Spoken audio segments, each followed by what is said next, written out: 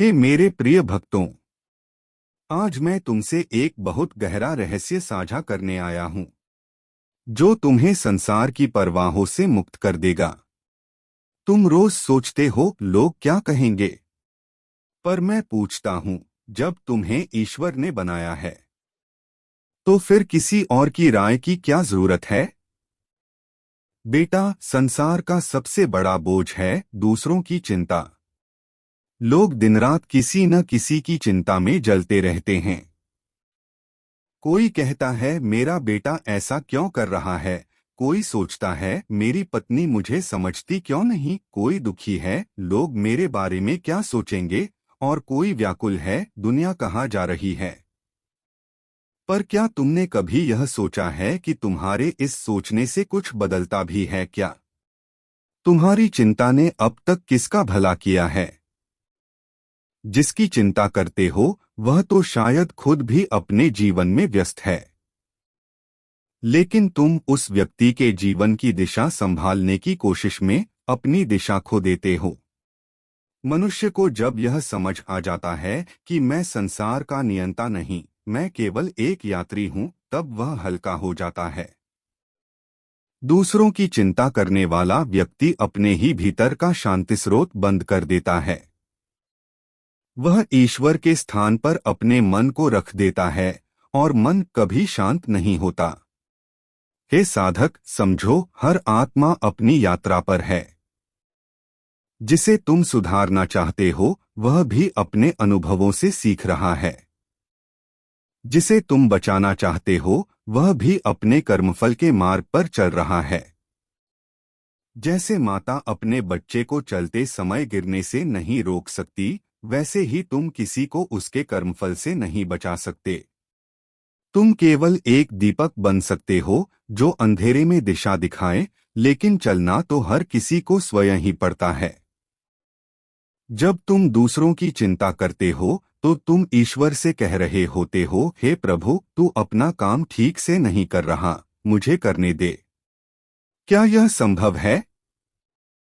क्या कोई मनुष्य ईश्वर की व्यवस्था से बड़ा हो सकता है?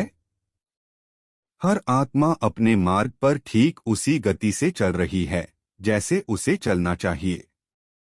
तुम्हारा कर्तव्य केवल यह है कि तुम अपना मन ईश्वर में स्थिर रखो। कई लोग कहते हैं हम दूसरों की चिंता नहीं करेंगे तो करुणा कहाँ जाएगी। लेकिन बेटा, चिंता और करुणा दोनों में बड़ा अंतर है। चिंता मन से होती है, करुणा हृदय से होती है। चिंता में भय होता है, करुणा में प्रेम। चिंता में परिणाम की पकड़ होती है, करुणा में समर्पण। जब तुम किसी के लिए करुणामय होते हो तो तुम उसके लिए प्रार्थना करते हो, हे प्रभु, इस आत्मा पर कृपा करना। लेकिन जब तुम उसकी चिंता करते हो तो तुम भीतर से बेचैन हो जाते हो, अगर उसने ऐसा कर दिया तो, अगर ऐसा हो गया तो। यह बेचैनी तुम्हारी शक्ति को खा जाती है। सच्ची करुणा यही है कि तुम किसी के प्रति प्रेम रखो, शुभकामना रखो, लेकिन भीतर से शांत रहो। प्रेम का अर्थ किसी के दुख में डूब जाना नहीं, बल्कि उसके दुख में प्रकाश बन जाना है। एक शांत व्यक्ति ही संसार की सबसे बड़ी सेवा करता है। जो स्वयं ही चिंता, क्रोध और भय में डूबा है वह दूसरों को क्या देगा? तुम देखो, नदी तब तक दूसरों को पानी नहीं दे सकती जब तक वह स्वयं प्रवाहित न हो। दीपक तब तक किसी को प्रकाश नहीं दे सकता जब तक वह स्वयं जलता न हो। तुम्हारे भीतर की शांति तुम्हारे चारों ओर के लोगों को स्पर्श करती है।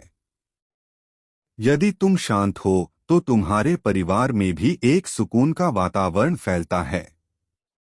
तुम्हारे शब्दों से, तुम्हारे हाव भाव से एक अजीब सी सहजता झलकती है। लोग तुम्हारे पास बैठकर भी आराम महसूस करते हैं, क्योंकि तुम अब दूसरों की चिंता नहीं करते, बल्कि अपने मन को ईश्वर की शरण में रख चुके हो। तुम्हें यह याद रखना चाहिए, हर व्यक्ति अपने कर्मों का फल भोगता है। किसी ने तुम्हारे साथ अन्याय किया, किसी ने तुम्हें धोखा दिया, तो यह उसकी यात्रा का हिस्सा है। तुम उस अनुभव से सीखो, लेकिन उसकी आत्मा को बदलने की जिम्मेदारी मत लो। ईश्वर ने प्रत्येक आत्मा को स्वतंत्र इच्छा, फ्री विल दी है। तुम्हारा कर्तव्य केवल यह है कि तुम अपने कर्मों को पवित्र रखो। यदि किसी के लिए शुभ कार्य कर सकते हो, करो। लेकिन यदि तुम्हें लगता है कि वह व्यक्ति अपने ही जाल में फंसा हुआ है, तो उसे उसकी यात्रा करने दो। कभी कभी गिरना भी गुरु बन जाता है। लोग अपने अनुभवों से ही बदलते हैं, दूसरों की चेतावनी से नहीं। जब तुम दूसरों को बदलने की कोशिश छोड़ देते हो, तब संबंधों में मधुरता आ जाती है। क्योंकि अब तुम किसी से अपेक्षा नहीं रखते। तुम केवल प्रेम करते हो, बिना शर्त। और यह प्रेम ही सबसे बड़ी साधना है। जो व्यक्ति स्वीकार करना सीख जाता है, उसे कोई दुख नहीं सताता। स्वीकार का अर्थ है, जो है वह ठीक है। यह नहीं कि तुम अन्याय को सही ठहराओ, बल्कि यह कि तुम भीतर से प्रतिकार नहीं करते। तुम ईश्वर की योजना पर भरोसा करते हो। ईश्वर को पाने के लिए मन को शांत करना पड़ता है। जब मन दूसरों की चिंता में डूबा रहता है, तब ईश्वर का अनुभव नहीं होता।